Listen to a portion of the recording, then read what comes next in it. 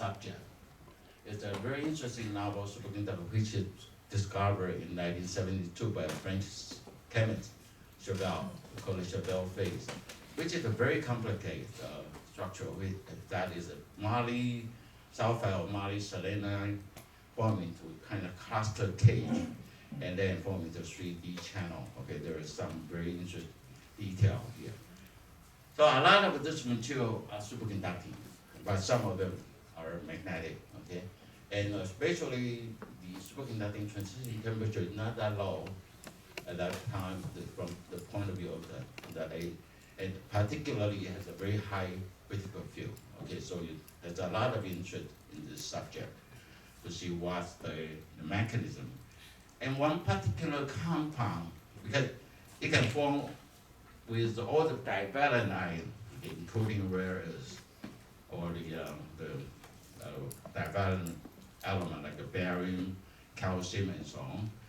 And here, one particularly interesting subject is the europium. With the europium, according to all the knowledge we know at that time, it's supposed to be superconducting, but it's insulating. Well, it should not say the insulating. There's a metal insulated transition at low temperature, so it's not superconducting. So that was the subject, and then we said, well, we probably should look into that. So that was the project I took when I was a student working on my PhD. And that ended up with a very interesting, my second PRL paper at that time. Okay? And the story here is interesting. You know, I think for students, you probably should learn it. When this experiment was on, that was one weekend, and I was doing some experiment in the lab. And the day before, there was an announcement that there's a hurricane coming to Houston, you know, typhoon, because Houston is close to the ocean. So most of my lab mates, well, they said the typhoon is coming, so we should better go away, you know, to get away from typhoon. And I'm from Hualien, it's used to typhoon. I said, no, I don't worry. So most of the people who drive out to Austin for the weekend, and I stay in the lab, in 2 days I finish all the work. Okay, but the interesting part is that the typhoon eventually didn't come to Houston, it went to Austin. Anyway, so that was 2 days work to get a PIL paper. Okay, but important thing is that this is one result showing indeed there is some feature, of course, non-superconducting at ambient pressure when it above certain critical pressure, then superconductivity showed up. Okay, and then go through a peak. And similar to this picture proposed by Bardeen, this interfacial phenomenon. So there's some kind of pressure-induced mixing. Of course, at that time we didn't have enough tools to really look into the structure. If today, then we'll be able to see more clearly what the structure is about. So I'll give you an example later on when we have done this. So that was the first interest in indicating this relation with superconductivity. You know, and if you look at the resistance behavior, is the metal insulator transition at heightened, you know, at ambient condition pressure, and gradually become metallic. So at some point, when you do the mixing between the metal and the insulating, and superconductivity will show up. Okay. So this is a very important feature in this work. And at the same time, there is another system, with a very famous system called a BPBO, barium glass bismuth oxide. And today, perovskite is an important subject for the solar cell and a lot of things. And at that time, I think the ferroelectric and also the superconductivity was the main subject working on this kind of perovskite material.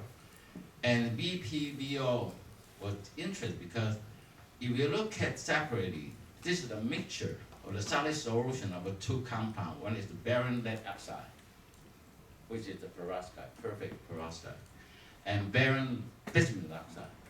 Okay. Barium lead oxide is the semi-metal. barium bismuth dioxide is an insulator. And superconductivity appear at this point too. So it has a majority of the metallic part, and then you show up. And there is a, well actually this is the optimum, okay? And what we have done is that by using pressure for this, from the original about 9 degree, 9.9 degree, and we can really jack up to like 10.5 and then drop down. And this is the work we've done. So it's kind of showing this, might also has something related to the individual. Of course, a lot of people say this is more subtle, like structure and so on, okay? So, in fact, I think this is some subject still worthwhile, you know, because high TC came out and everybody forgot about this system. However, this is the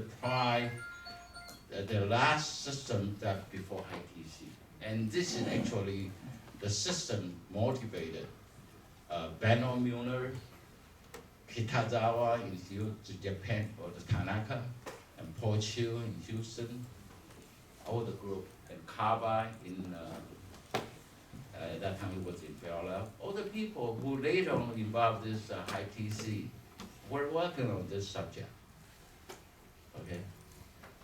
At that time, in 1986.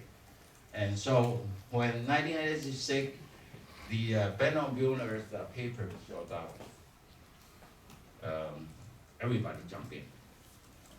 Okay. I don't know how many of you heard of the story about how it started. Anyway, let me tell you, give you 1 minute, about 2 minutes about this. That was in Boston. Okay, it was a Boston MRS meeting, annual meeting in December. And we were invited to give, Paul Chiu would deliver the talk, and based on the work we have done. And then at the same conference, Kaba, Kitazawa from Japan were all in.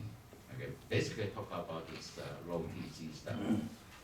But at the last point, when Kitazawa gave his lecture, at the end of his talk, he showed up a view graph. At that time, no PowerPoint, okay, it's a view graph. And showed, well, recently we have to measure this system later on, okay. I'll show you that there's a superconductivity around 30K. And confirm the result with Benno Mueller. All right. So at that point, and then Paul said, oh, I have a comment, and it came out. I had, because Kitazawa was given a resistive curve. Paul came out and said, I'm showing the, oh, I'm sorry.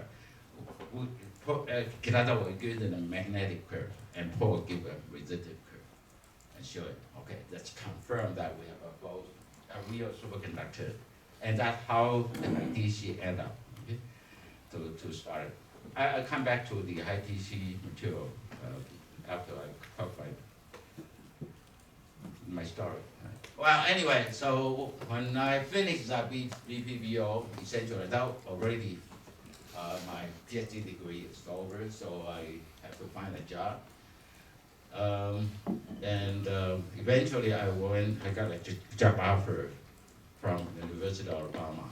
And because we have a very interesting collaboration with particularly this NASA Marshall Space Flight Center in Huntsville, which is next to this university. And they are very closely related, collaboration. And the reason of that, because there's a very strong program of the microgravity processing of material. Okay? And then you are asked why I'm interested in that. And we are. Because as everybody knows, when you are doing or mixing the material in low gravity, means that there is no gravity drive density segregation. All right? Means that you can mix two material with a different density perfect well in microgravity environment. Like on Earth, you have oil and water, oil always goes up because the density is low. However, if you mix in the space, they can have a perfect mixing. And that's the idea. If we can have a two metal who usually don't mix together, like a gold silicon, gold germanium, those kind of alloy, they don't mix in the normal condition. If you mix in the space, you can have a perfect matching.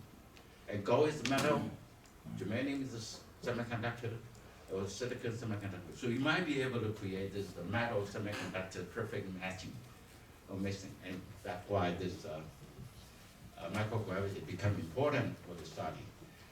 And Huntsville has a very interesting facility.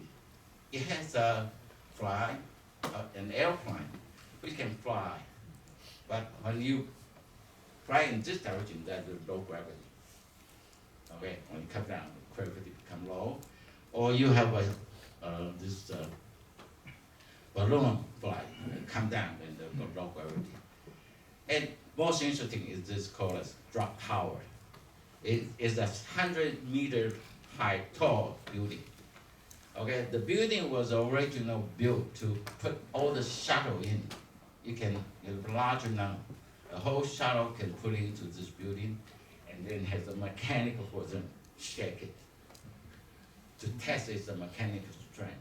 Okay, when you have a shuttle fly, but at top of the building has a induction furnace.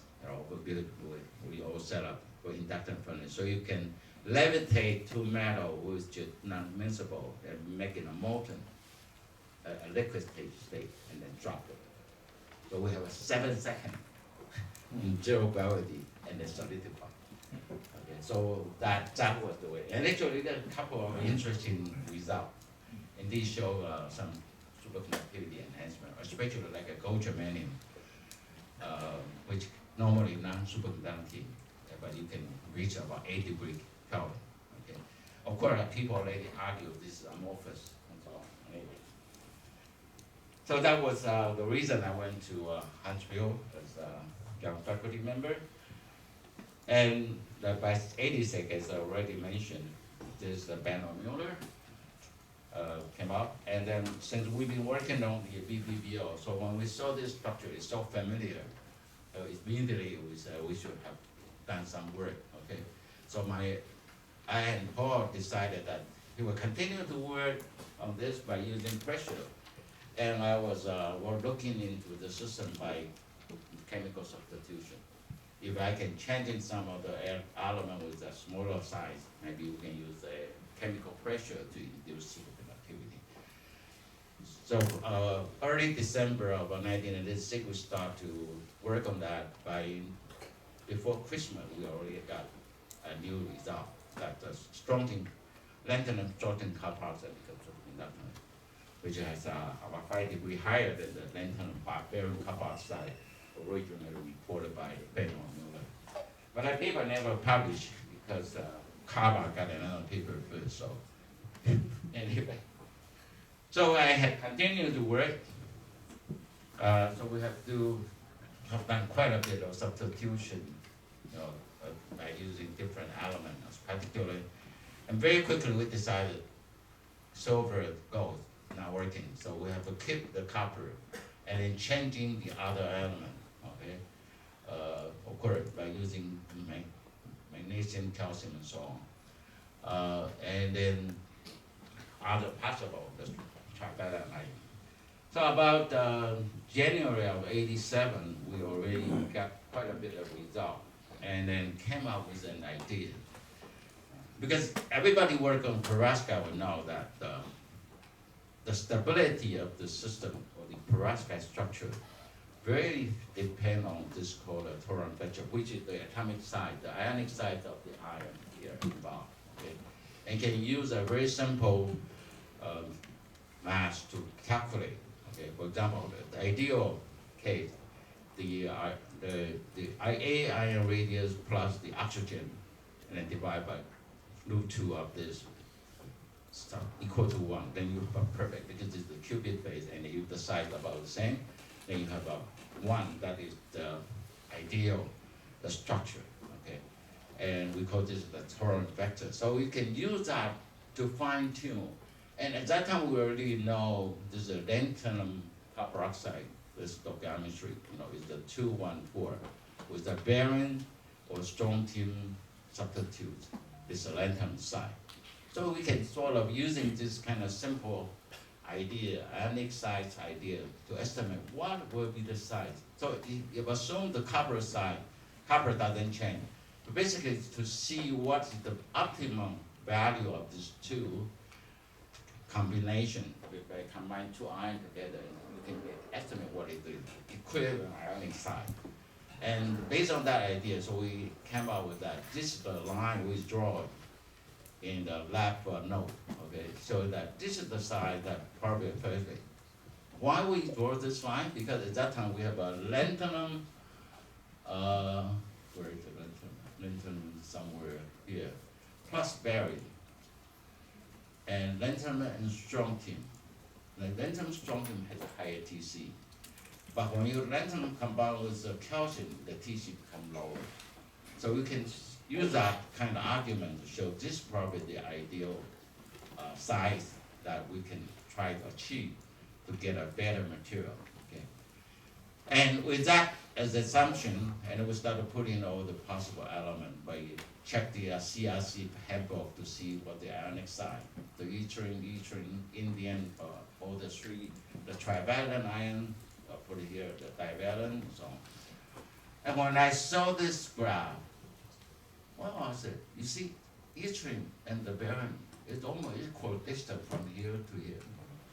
So perfect. This will be the perfect system to combine. It's very easy. You just take 1 to 1, you will get to that size, right? So we did some calculation. Indeed, we just calculated, show that to 1.2 barium to 0.8, and then carbon oxide. And that's the composition we use to prepare our sample. And luckily I find yttrium from the NASA laboratory. They have one complete whole new bottle not open. So I got that and then went back to the lab and get it. And in 2 days, that's the result we have, the first sample we have. Okay, in 2 days, the first sample we measured showed it. Of course, we need to double check it. But my student was so handshaking, couldn't leave again. He was so excited, right? Yeah, anyway, that was an amazing story. I mean, if every scientist has that kind of experience, that you to learn isn't okay in Chinese. Because that was the kind of excitement, very difficult to describe. But anyway, so we end up to get the second sample. The second sample confirmed that superconducting. And to confirm that, I told my student, don't use helium. Let's go with nitrogen to make sure it's nothing wrong because of thermocouple or other temperature measurement. So the second measurement was done in nitrogen, not a helium, and then the result was the same. Okay. So that confirmed the result. And interesting part here I want to mention. So we need to do the second batch sample. So we decided to put in another sample, put in furnace. And we could not wait. So in 2 hours, we took it up. The same. The result was the same. And this is very important because when I come back at a later part, this will become very important for our current study. So I called Paul, and at that time, actually quite interesting. I called him and said, oh, I'm busy. Because secretary said, he's busy talking to the press. They're talking about high TC, the jack up by 10 degrees. I told him, we have 90 degrees. But he was busy with the press. But later he called me back and said, oh, so next day we took the sample and fly to Houston and got it confirmed with my magnet data and then the field dependent. And then over the weekend we read the paper. And this is the quickest paper we ever published. Within 4 days, 4 or 5 days. And we submit, at that time the PIR has a very good advantage. You can ask for no referee publication if something is important. Because otherwise people may store your idea, okay? And that was So let me ask you, Anyway, so we came out with this result. Let me ask you about, when you choose the copper, Hmm? in the graph, Yeah. looks like the silver also can be another choice. Silver? Yeah, on the page Oh, 17, well, you mean AG. yeah? No, actually, yeah, we just put in as a reference, but we never use the silver for that. What? So because we have tried to put silver, but it didn't work. Didn't work.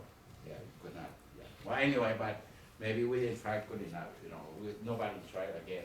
Silver, whether there's another possibility.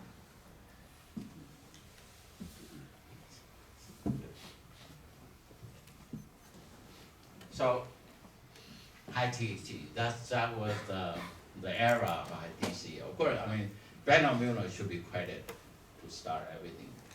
But our paper certainly drive more people because it's so easy. Everybody can make a sample overnight. Not like a lantern bearing carbon oxide, which is difficult. But YBCO is so easy. Everybody can go to the lab and get a sample. So everybody is working on high THT at that time. And so those are the system, this is the 2013 review, PNS, and showing that very rich physics. And mostly I believe that the superconductivity has something to do with the copper oxide plan, which is essential. Okay. Yeah, a lot of people, especially expert here, so I'm not going to go through the detail. And most exciting is the rich physics involved in the so-called ITC phase diagram, the doping and many interesting state involved, and the anomalous behavior. I guess, well, I think the theory will agree with me, still not fully understood. A lot of the questions need to be answered. However, I think one mostly exactly starting point is that you have this the so-called dope half field system, and then when you create a hole in the system, and then you start to allow some electron or the hole, the carrier to move around, and so you have this so-called T.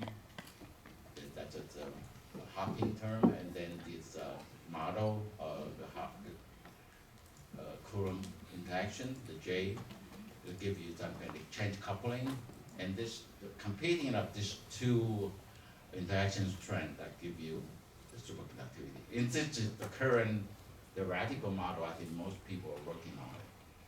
However, I personally want to bring up, in the same picture here, you are still involved this so-called metal semiconductor, like the bodies, the whole picture. Okay, and how are they related? So after so many years, we still don't know. Especially as a person who really more in the material physics, we are more interested in finding something more exciting or new material that may show similar characteristics. So what is the base? What kind of ideal environment or the condition that we can create for this kind of Cooper pair to form? Okay? And that's the effort we have been working on. Okay? So after high TC, actually, especially since I came back to Taiwan, I've been go back to this sulfide carbonized system, try to look into those systems or whether there's some other opportunity or other interesting feature. Unfortunately, I never, at that time, I didn't never look into iron because, deep in all my iron is not a good one. It's too magnetic, it cannot give you a superconductor.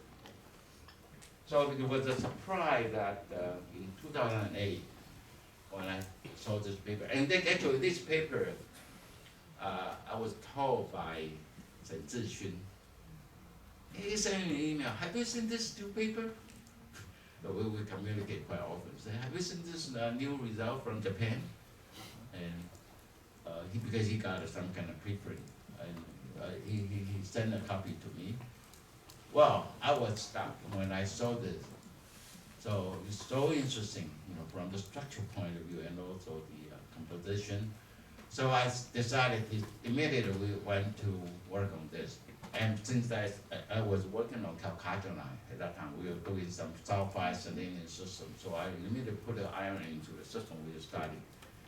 Okay, so that was February of 2008, and by April, and we have a material showing that superconductivity. Of course, it took us some time to really fine tune or get the structure out. Okay. Well, that was lucky because we have a synchrotron facility. If we don't, we probably won't be able to really pin down the structure at that time. But we were able to do that. So in a couple of months, we decide this is the structure, and the structure is so simple. Okay, the iron cyanide basically is the infinite layer. The iron selenium going to this kind of two-dimensional sheet, and if we tap down, look at it, just a square lattice like this. Very simple.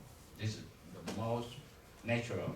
So it's an ideal system to work on, although the TC is low. Okay. But it's interesting, when we had the paper, we first, of course, submit to like Nature, and they said, I'm not interested, TC so low. Anyway, so okay, fine. Then I went back to the PNS, and it got accepted and published. This is surprising. And that the rise of iron-based superconductivity. Okay, so today there's so many people and so many systems we study. And the last part, next 30 minutes, I'll talk about what we can do. 我还有足够时间吗？我还有多少时间？ All right, so I'll focus on this because it's really interesting system to understand. So this is the system we discovered, and later on, actually, we already had something similar, but we didn't really go on. But so the China group, one group, published the result. We have already done it by intercalate the potassium system and so superconductivity, but they published it earlier.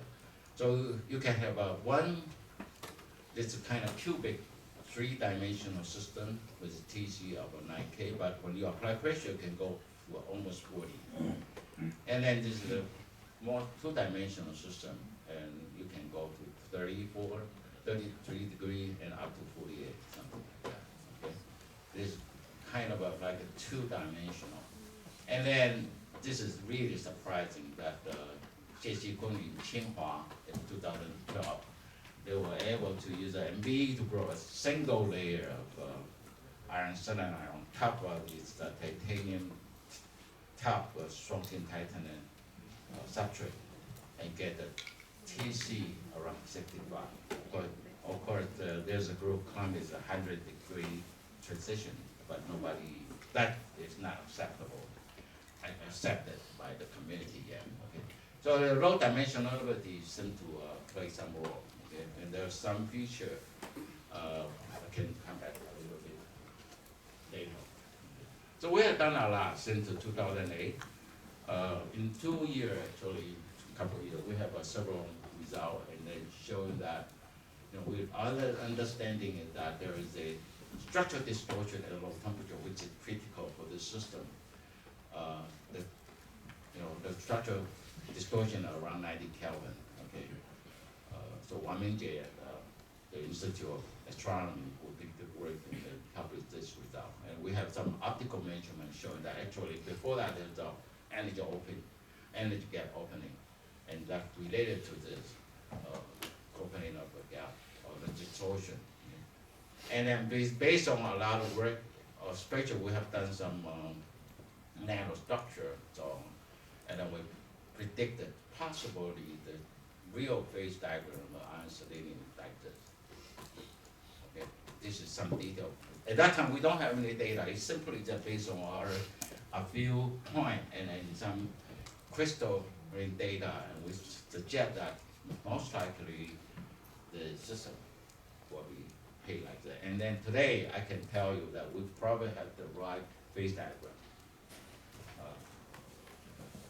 So that's the system we've been working on for so long. And then the real question is, what is the material origin of this kind of this uh, very intriguing observation? Okay. And the answer is, fortunately, we get a very nice single crystal. It's in a nanowire form, and that gives you a very interesting hint.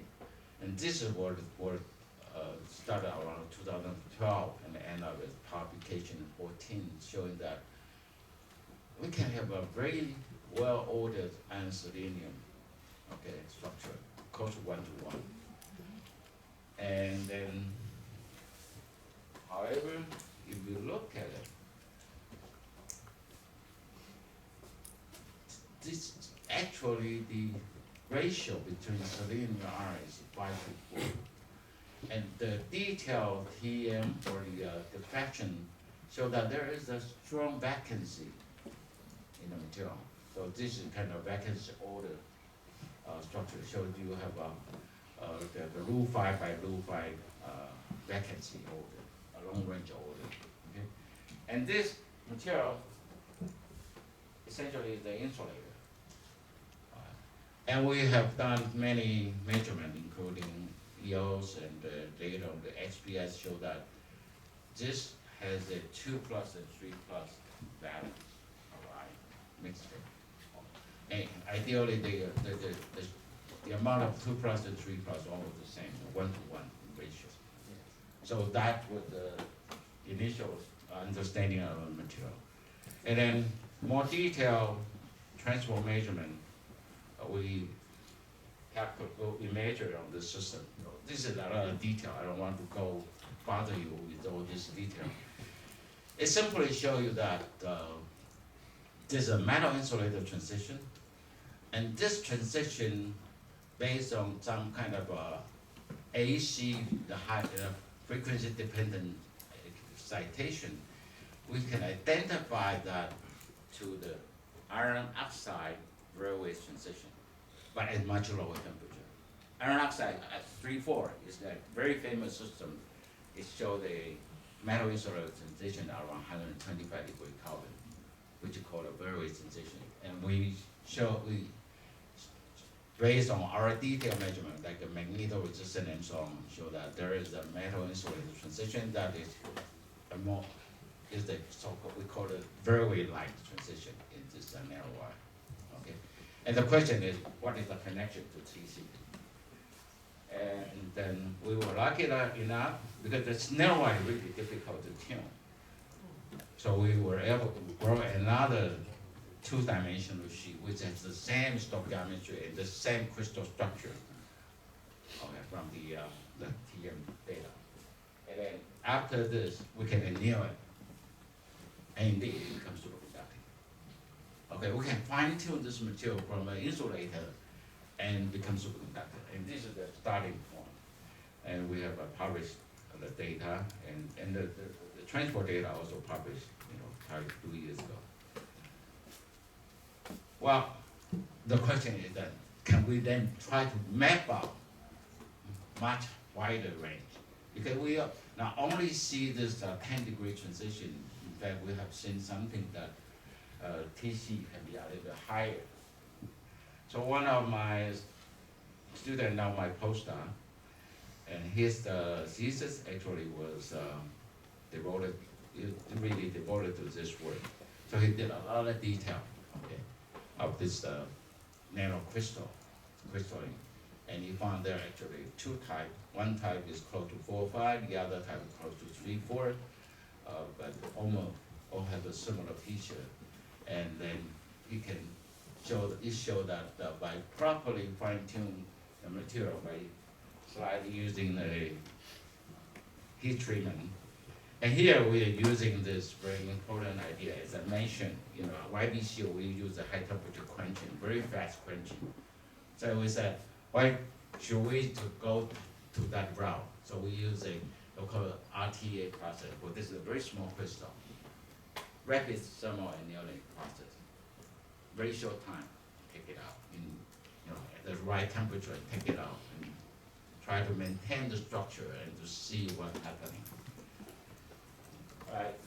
So he was able to really see that by tuning the different debris, from the insulator and then become transition and then finally become superconductor. We can have a whole range of material. Well, this part actually we have not written because it's still waiting for some other thing. We try to get more detail. But anyway, but we do have a very interesting result to show that this is based on the XPS to estimate what is the 2+ state and the 3+ state and the evolution of this. And we were able to estimate what is kind of a doping. And this is the phase diagram we can make out here. Okay, the currently high TC is about 14 degrees, 15 degrees. And then you can see that there's a range of nothing. Yeah, because this material is so tiny and sometimes it's difficult to really well control into a perfect, so the data kind of scale. But in Volvo, I think the picture is right. So there is a very clear phase diagrams indicating that iron selenium, if we tune this iron selenium, this vacancy state, and by essentially adjusting this percentage of a 3+ state, then we can see superconductivity and changing the temperature. Okay. Anyway, so this is a very interesting and very nice work came out, although it's still not that clear. So another student who now the postdoc already, he took another view and he studied this because this is exactly the same, have the same structure, but it's just add a little bit more species here. Okay, this is a very stable compound, potassium dope iron 4 selenium 5. Okay, as I mentioned, it's just a two-dimensional. There's 2-3 system. One is close to 2-dimensional. This is the system here. The TC can be as high as the 48 degree under pressure, and ambient about 30 degrees. And that material is very stable. Okay, so he spent a lot of time to look into that. And the perfect 245 is the insulator. By chemistry counting, that should be insulating also. And he also has this perfect Lu-5 by Lu-5 order, okay, vacancy order, the iron vacancy order. So we said, let's look into it. One possibility, first, can we make this to show some kind of superconductivity? Indeed, we found out if we treat this system at high enough temperature, then you can start to see some transition at around the same temperature, 30 degrees. Although the volume, the transition, percentage is not that high, but there is an indication of superconductivity. So the perfect 245, you can achieve, but if you go high enough, then it becomes melting, that's complicated. Okay, so we said, why don't we do this? Let's help it, put a little bit extra species to fill some of the vacancy at the beginning. Instead of 245, I add a little bit extra iron. So that's the work is done. Use that a little bit up to like a 0.2, 0.5, 0.3, and so on. Changing this. The really interesting results in this system, because in the same composition, or even changing the composition, okay, what we can do is that by changing the temperature condition or the time, we can see different transition, okay, in terms of the fraction. In terms of TC, that was the same, but I mean the volume fraction of the superconducting transition can be changed. In fact, we can then fine tune it to do this. It's a superconducting one, and then heat treated become non-superconducting, the same sample. And after certain, this is the after 48 hours, then the superconductivity can be killed. And this sample go back to furnace again, high temperature, and crunch it down again, and then superconducting again. So you can make it back and forth, the same substance from superconducting and non-superconducting. And that allows us to really look into the detail.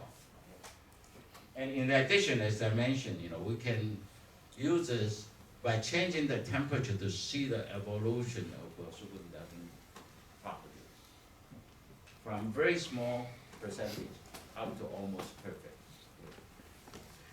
And then with that, then we were able to go and check the material by using a synchrotron facility to look at what happened when you go from room temperature all the way up to like 850. What the structure really tell us.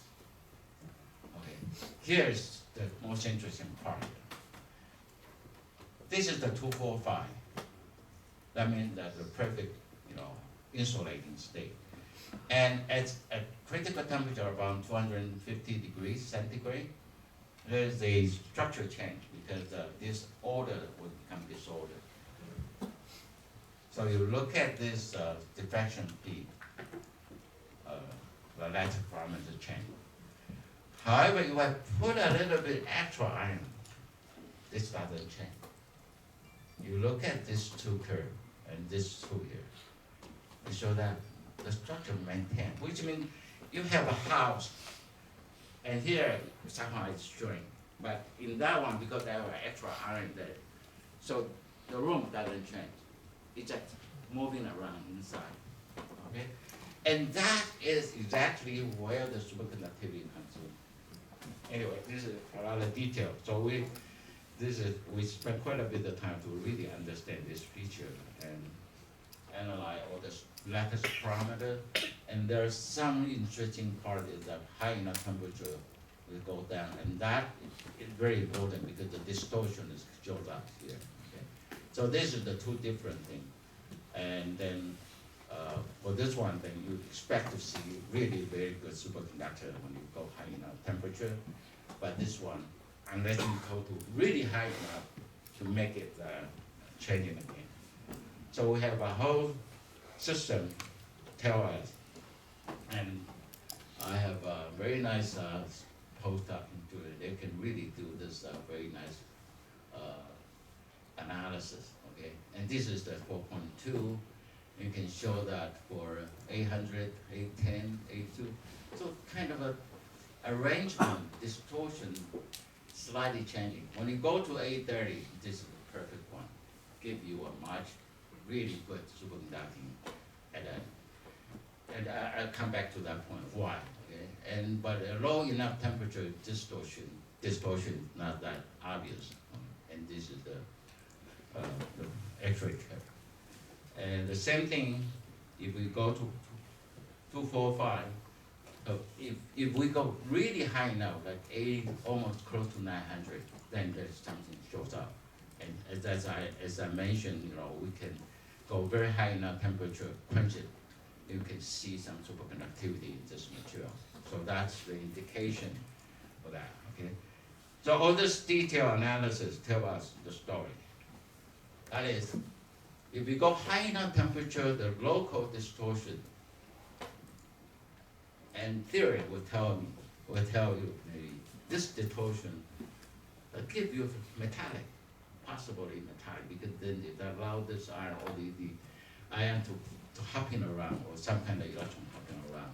So it's much easier to become metallic. And that's the state you need created for superconductivity comes in. Your temperature is not high enough, or maybe some, but it's not sufficient. So the superconducting volume fraction becomes smaller. So we can have a correlation showing that the superconducting part with this kind of this so-called sitting iron position deviation from the state, that kind of distortion comes up. When you go higher, then this volume fraction becomes higher. So there's a strong correlation from the experimental point of view. So we can give some, so that the result we conclude that there's two iron sites in iron selenium. Okay, one is sitting iron, usually normally is fully occupied, and 40 site is empty. And when this is the perfect order is the isolator with the vacancy order, but some extra iron high enough temperature will lead to this iron in this 40 site and cause then distortion of lattice, and that give you the superconductivity. And this is a little bit more further analysis. If we assume that you have this kind of disorder and order state, and some in the interface, maybe you have some state which is close to this so-called symmetric, called to IMMM, this kind of a state, is a highly symmetric state, assuming that in the lattice you have this kind of tree arrangement go together, and use that to analyze some of the data. And the results show that when you go high enough temperature for this, with the extra iron, this three part almost equal. And those are the sample which give you a very nice superconducting transition. Okay? And the same thing here in the 245, if we go high enough temperature, which this three contribution almost equal, then you have a superconductivity. So that will be very interesting, I hope the Zhongmin is around. We really like to see, to use some of the high resolution TEM to look into it. We have not been able to do that. Actually, 4 years ago, I was thinking about this to see whether we can see that, to visualize this kind of state in the system. Okay. And now Zhongmin has academics has another new system. We might be able to really use that system to look into. Yeah, and this picture actually quite similar to the idea actually proposed a long time ago by Kibelson and Emery and Kibelson actually in 90. And based on the result in this lanthanum copper oxide, which showed that there is a, we call it phase separation concept. Here the phase is not just a simple crystal structure, it's the electronic phase transition. Okay? In this, that's the neutron study, they show the lanthanum copper oxide, when you cool down from high temperature, you go from first the distortion, like iron selenide at low temperature, you have a distortion. But here, it's further distorted, separate into two lattice constant. This picture is quite similar to what we have seen with the iron selenium. So they're probably all related, and that is the reason for superconductivity. And I think the Kibelson picture give you that idea, but it was based on this exchange coupling so on. Okay? But we could also be, maybe you can think of it. This is maybe another, that's the same thing, the metal insulator state, and give you some kind of similar feature. So this is consistent, and then we have seen that if we properly fine-tune the material, you can actually for one system, the same composition, you can have TC of 30K, you can have TC of 20K, and we have even seen 10K. It's really depend on the order, disorder, the combination of the two. That's the competition between the metal and the metallic state and the or the semiconducting state or insulating state, and how you are matching and give you a higher TC. And that exactly the picture that Bardeen's idea was talking about. If you have a matching, ideal matching, you get a higher TC, so you can have a different coupling strength that gives you a different TC.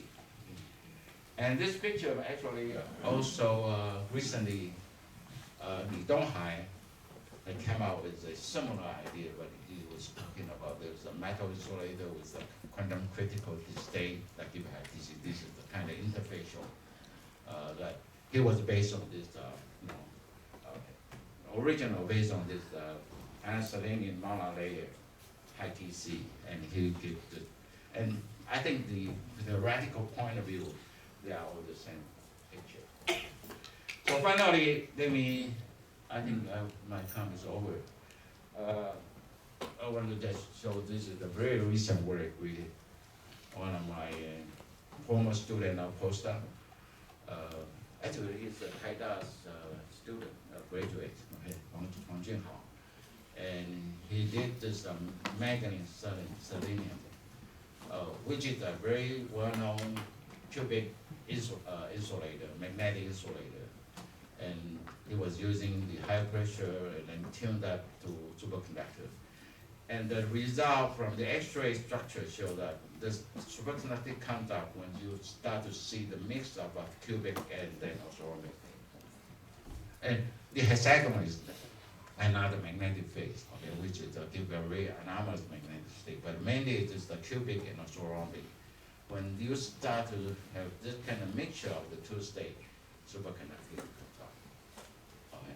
The transition temperature comes out at that point. So that was our argument, and the paper was finally accepted, after some fight. Okay? Anyway, and then published last year. So, well, this is a very nice story, right? I start off with the interface. It seems I have found something after 50 years. And hopefully I can retire then. Yeah, maybe then next is to see whether I can, my real dream is to make the iron oxide superconducting. At the point if I get iron oxide to superconduct, then I retire. All right, thank you very much.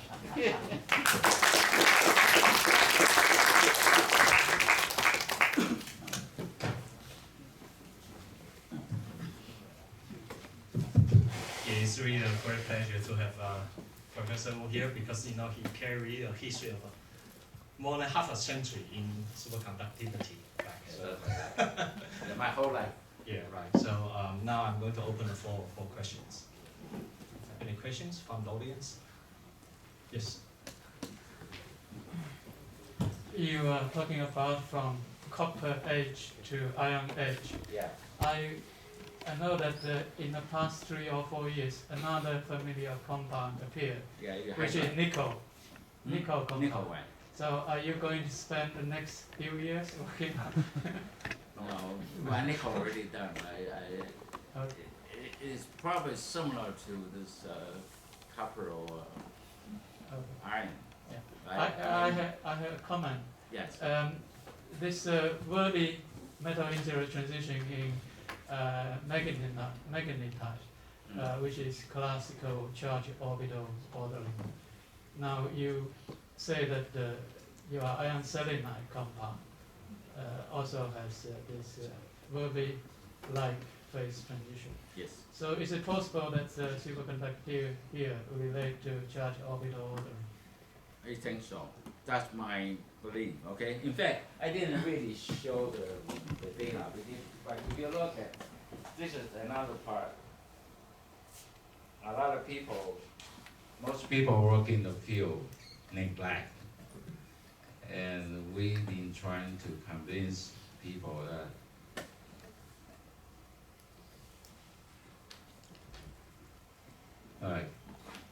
this is exactly what happened. This is the very transition. Not iron oxide, it's iron selenium 245. It's actually that the metal insulator transition like iron oxide. And it diminishes, it's complete gone, then perfect superconductivity comes out. But in between, then you have a two-phase. The same And so this is the railway. same material. This is the same material. Oh, okay. Exactly the same composition. Okay, so we can tune that from this state to that state, and then back to that state again. Maybe you can use inelastic X-ray scattering in situ to check it. Yeah, that's something we need to do. We haven't done that. Yeah, we need to do the. But there is some structural work going, but we need to double check. But a lot of people say they need a large crystal. That's difficult for us. Oh, this is- Yes. From theoretical point of view, do you think people fully understand the property of a high TC superconductor? I know that David Nelson at Harvard was awarded a couple of big prizes in the past few years on his theoretical contribution to high TC superconductor. Did he accomplish that? Which one? David Nelson David Nelson? in Harvard. Yeah. He was awarded two, at least I know, two big prize, international big prize for his theoretical understanding of high TC superconductor. When was that? It was 19. Yeah. Okay. He claimed he solved that to No. me. Well, Anderson also say that.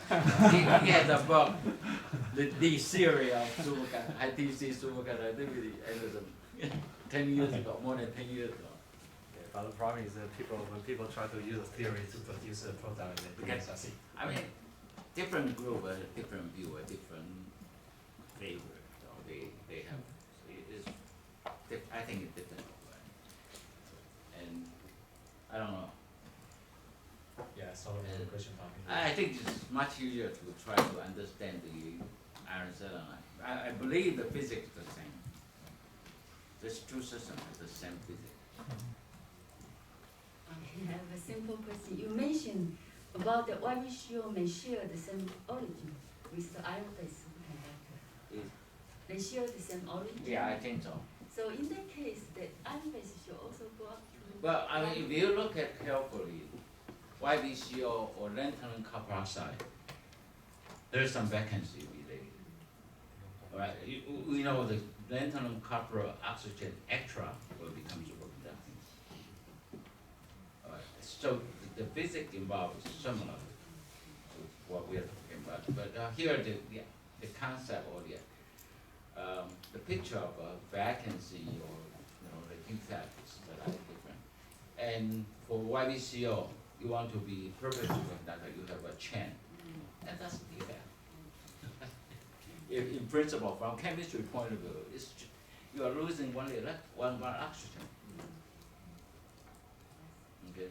So, and that's how you create this metallic state. If you have a perfect 2D, it's insulated.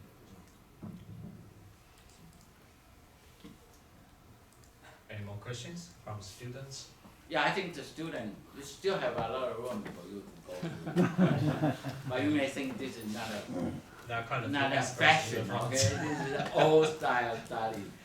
The interfacial superconductivity, only the people who are old enough to work on this, the new generation don't work in this. But anyway, but for understand science, this is very important.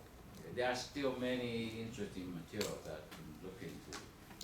As I said, like iron oxide, I personally believe will be superconductor. And then silicon based. In fact, I have a very interesting slide.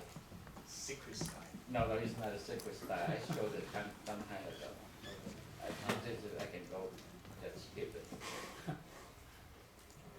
This is the slide.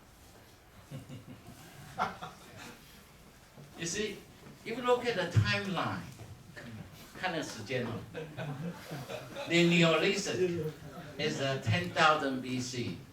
After 7,000 years, then you got to the brown. Then another 2,000 years, you get the iron. And then silicon is 3,000 years later. Or if you divide the age by 100, that's 1911, and it's 20K.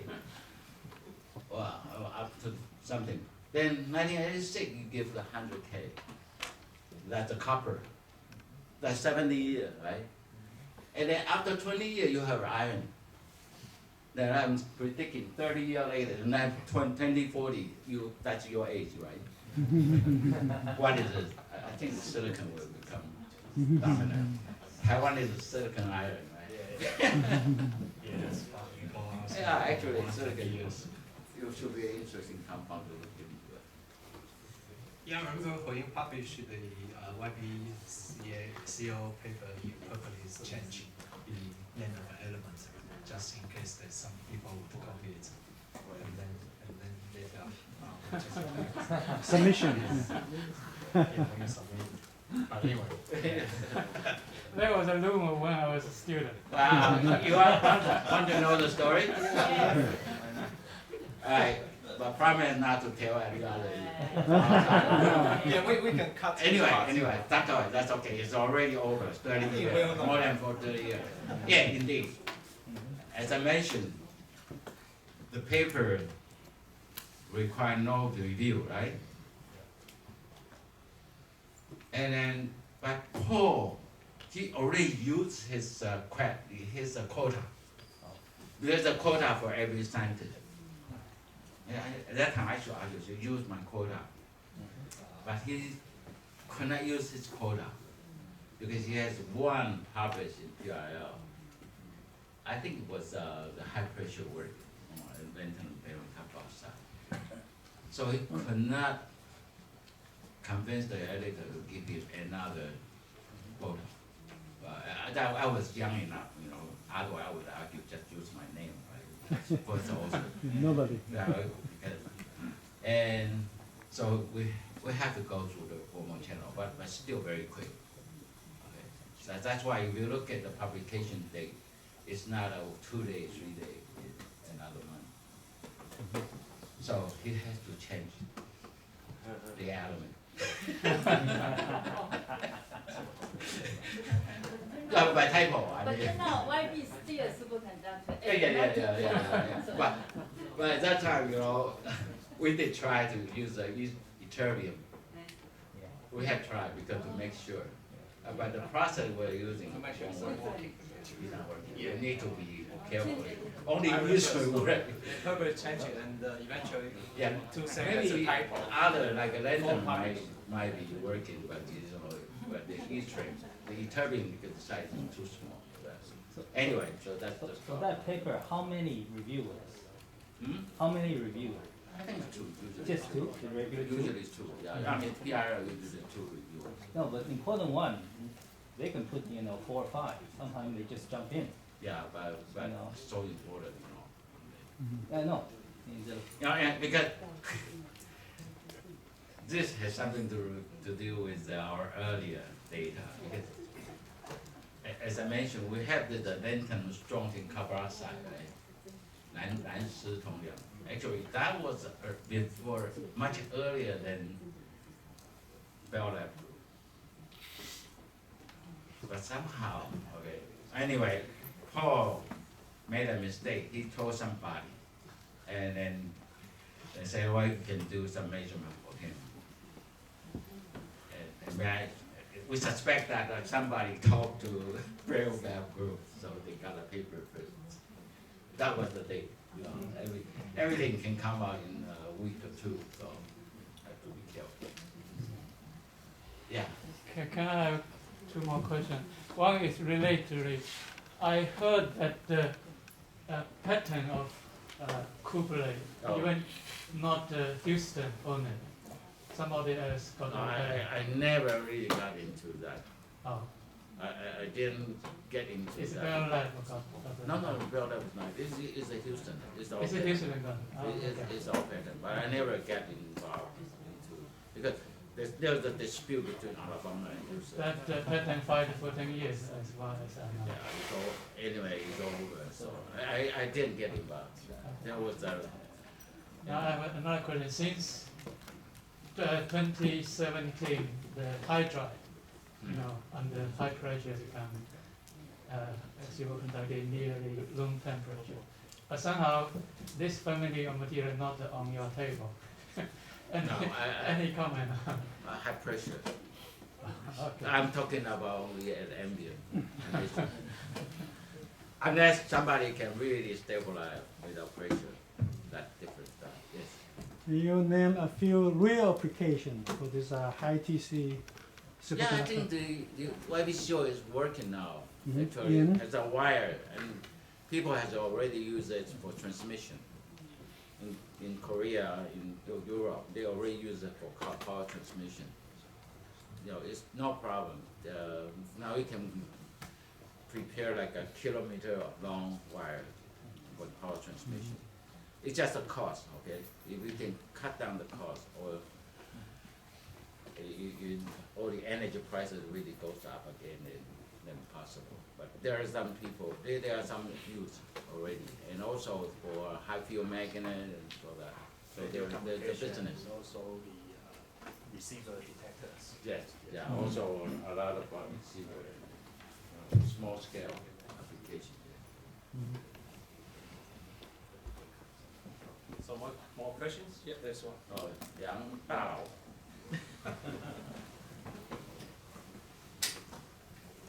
Yang Hongdun, in a talk given here about 3 years ago, pointed out to us that your PNS paper Yes. had received more than 2,000 citations, and said that's the most for Taiwan physics community. Thank you, yes. How about if other fields are included? 如果别的领域也包括进来的时候， Well, I mean, YBCO has a even higher citation, 现在好像5000了。 huh? 那个不要包括那个大型的国际香港国际的，不要包括大型的国际计划，就完全是在台湾做的。我不知道。你当过 I don't have a number. I don't have a number. Your old friend. I'm still curious in what way we can still push above the level of YBCO. Because right now you are at the temperature range that is still low, right, compared to YBCO. So for the selenide, you have already put in the pressure effect, sort of. So what else can we play besides the pressure effect? Wow. That's what what we've been trying to do here. Pressure certainly is one way to check whether this is the thing. For example, currently I'm working on manganese selenide. And there's a possible that if you use the strand like a thin film. All right, I'll tell you our current status. Manganese selenide is insulated. Now we already see the metallic without any pressure in thin film form. Okay. So I suspect if I can go to much lower thickness, it's possible that this is also involves some more detail. Maybe has something to do with the substrate also, especially for the thin film. So that's another possibility. That's why the nickelate becomes superconducting. If not in a thin film form, it will not become superconducting. Okay, the nickelate, because nickel compound was only by using this strand, substrate strand that gives you superconducting. Okay, and that's the drawback. But of course, it's still interesting. But so there's another thing is that keep on talking about this high temperature quenching process. Okay. If we can fine tune, there's still some optimization that you can create. The sample we are working on here, okay, when we do this, we're actually using two processes. One is the mechanically making form first, 就是说用 very high speed grinding of stoichiometry compound, and then quickly go to high temperature and go down. And same to work that. Okay, for that particular system. But the other will that work also? I don't know. Yeah, if you use the reference thermal using the quantum rate is probably still not enough, right? But you want a fast quenching from high temperature to low temperature, probably to create some disorder, right? Well, sometimes disorder is what you need. Yeah. So Disorder out of order is something you need. yeah. So I think when people try to create amorphous space, Yes. for some of the material, you really need to go for rapid quenching or even laser quenching Okay. to reach 10 to the probably 10 to the 10 to the 12. Right. That was degree in the 70s actually. Yeah. Very no, important. so It's if the you spark try, cooling. there's a things function. like that. In fact, there's a story in here Yeah. about related to the word. That was a Cui Zhangqi. Cui Zhangqi became, you probably all know, he's at the mission, and then he got this Berkeley Prize because of his tricrystal, to show the D wave of ITC. He became famous because in '74, he was an assistant professor at Caltech, and he used this spark cooling process to show that aluminum silicon has a TC about 5 or 6 Kelvin. And that was the data supporting this Bardeen's idea. Okay. Of course, later on, but that was when the paper first published, it was claimed to be this metal insulator transition. And that's amorphous state, because you use a spark punching. So aluminum usually 1 degree, right? But with the silicon together, it becomes several, make several times enhancement TC. And the same thing for the gold germanium. Gold germanium usually is not superconducting, but only in this very high speed quenching, or in the microgravity, as I mentioned, they can use a high microgravity to get the superconducting state. And that was one sample actually from that time has a space lab, in the 70s, 80s. That's so expensive, right? One small tiny gold germanium, but 8K transition. That was using microgravity. So I think this is the idea for a lot of doing material is, maybe think about it. Maybe last question from the students. So just a brief announcement for logistics for the course takers. 助教等一下会抽点，所以这个结束之后，yeah, it's part of the coursework which I never implemented so far. So, right. So if no question, then thank Professor Wu again. Yeah.